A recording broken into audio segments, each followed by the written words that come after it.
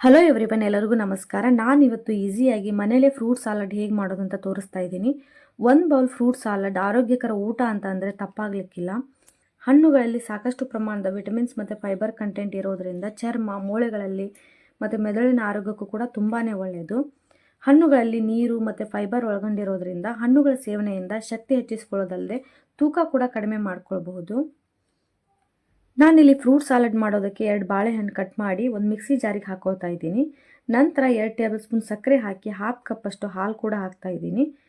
ಇದನ್ನು ಸ್ಮೂತಾಗಿ ಪೇಸ್ಟ್ ಮಾಡ್ಕೊಳ್ಬೇಕು. ಸಕ್ಕರೆ ಬದಲಿಗೆ ಜೇನುತುಪ್ಪ ಕೂಡ ಹಾಕ್ಕೊಳ್ಬೋದು. ನಂತರ ಈ ಬನಾನಾ ಪೇಸ್ಟ್ನ ಒಂದು ಬೌಲ್ಗೆ ಹಾಕಿ ಅದಕ್ಕೆ ಬಿಡಿಸಿಟ್ಕೊಂಡಿರುವಂಥ 1 ಪೊಮೊಗ್ರಾನೆಟ್, ಅರ್ಧದಷ್ಟು ಕಟ್ ಮಾಡಿಟ್ಕೊಂಡಿರುವಂಥ ಪಪ್ಪಾಯ ಮತ್ತು 1 ಆ್ಯಪಲ್, ಕಟ್ ಮಾಡ್ಕೊಂಡಿರುವಂಥ 3 ಬನಾನಾ, ಡ್ರೈ ಫ್ರೂಟ್ಸ್ ಕೂಡ ಹಾಕ್ತಾ ಇದ್ದೀನಿ. ಗ್ರೇಪ್ಸ್, ಆಲ್ಮಂಡ್ಸ್, ಕ್ಯಾಶ್ಯೂ, ಪಿಸ್ತಾ, ಪಂಪ್ಕಿನ್ ಸೀಡ್ಸ್, ನಿಮಗೆ ಯಾವ್ದು ಇಷ್ಟ ಆಗೋನೋ ಅದು ಕೂಡ ಹಾಕ್ಕೊಳ್ಬಹುದು. ಇದೆಲ್ಲವನ್ನು ಹಾಕಿ ನೀರಲ್ಲಿ ನೆನೆಸಿದಂಥ ಸಬ್ಜಾ ಸೀಡ್ಸ್ ಅಥವಾ ಚಿಯಾ ಸೀಡ್ಸ್ ಕೂಡ ಹಾಕಿ ನಾನಿಲ್ಲಿ 1/4 ಟೀ ಸ್ಪೂನ್ ವೆನಿಲಾ ಎಕ್ಸ್ಟ್ರಾಕ್ಟ್ ಕೂಡ ಹಾಕ್ತಾ ಇದ್ದೀನಿ. ನೀವು ಬೇಕಿದ್ರೆ ಫ್ಲೇವರ್ಗೆ ವೆನಿಲಾ ಎಕ್ಸ್ಟ್ರಾಕ್ಟ್ ಬದಲಿಗೆ ಏಲಕ್ಕಿ ಪುಡಿ ಕೂಡ ಹಾಕ್ಕೊಳ್ಬಹುದು.